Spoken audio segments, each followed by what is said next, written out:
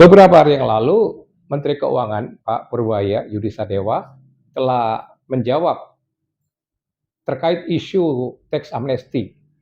Jawaban beliau sangat fair, rasional, dan saya pikir itu jawaban yang memenuhi suara hati rakyat. Cuplikan video dari jawaban beliau saya unduh di video saya. Pandangan saya begini, kalau amnesti berkali-kali, gimana jadi kredibilitas amnesti? Itu memberikan sinyal ke para pembayar pajak bahwa boleh melanggar, nanti ke depan ada amnesti lagi, kira-kira begitu. Jadi posisi saya adalah kalau untuk itu kita optimalkan semua peraturan yang ada, kita minimalkan penggelapan pajak, harusnya sudah cukup.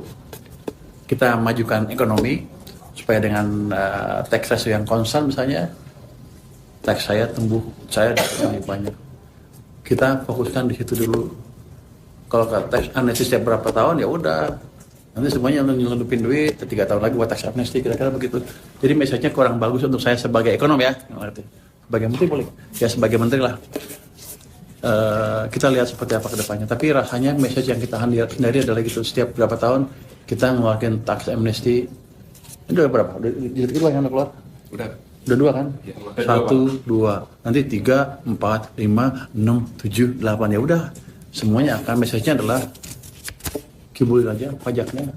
Nanti kita tunggu di tax amnesty. Dari jawaban itu dapat kita simpulkan bahwa Menteri Keuangan sangat rasional menyikapi isu teks amnesti yang selama ini digaungkan, khususnya oleh Komisi 11 DPR RI, bahwa teks amnesti tidak lain adalah terus-menerus memberikan pardon kepada pengemplang pajak gitu.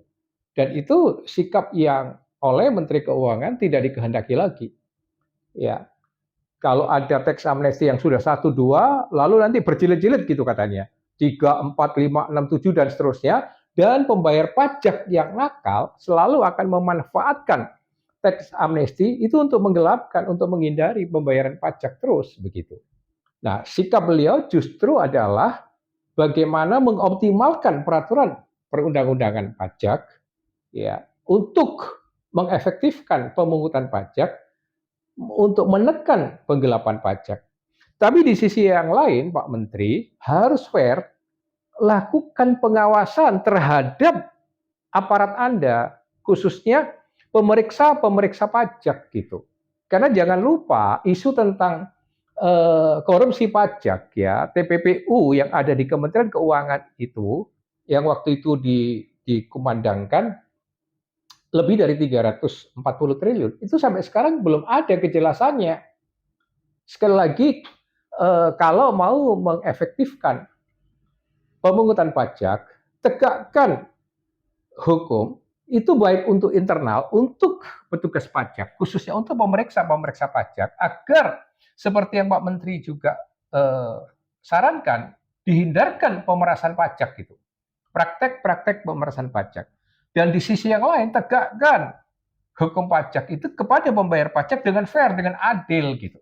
Sehingga dengan demikian, tahap demi tahap kita akan melihat bahwa praktek pemungutan pajak itu berjalan sehat, berjalan sesuai dengan hukum yang berlaku, sesuai dengan undang-undang yang berlaku. Jadi untuk membayar pajak akan ada disiplin yang benar menurut bagaimana dia mengikuti kewajiban pajak menurut peraturan perundang-undangan yang berlaku.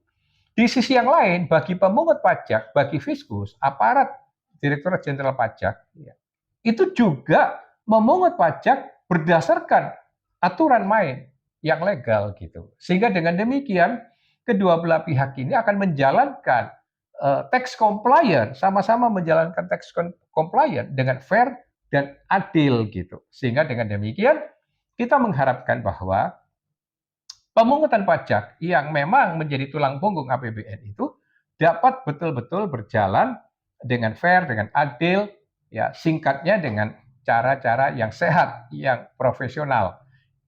Diperkecil celah-celah yang memungkinkan praktek-praktek kolusi, ya praktek-praktek korupsi, gitu ya, persekongkolan antara wajib pajak, pembayar pajak dengan petugas pajak.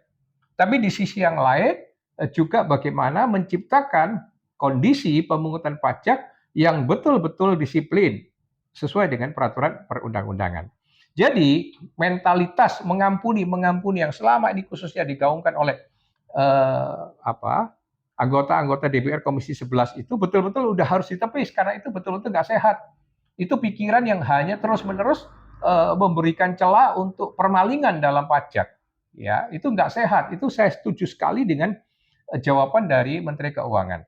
Tapi di sisi yang lain, saya juga menghimbau, mengingatkan praktek pemungutan pajak itu harus dijauhkan dari praktek-praktek pemerasan, penindasan oleh pemungut pajak. Ya, itu banyak komplain, banyak keluhan dari pembayar pajak terkait dengan praktek-praktek semacam itu.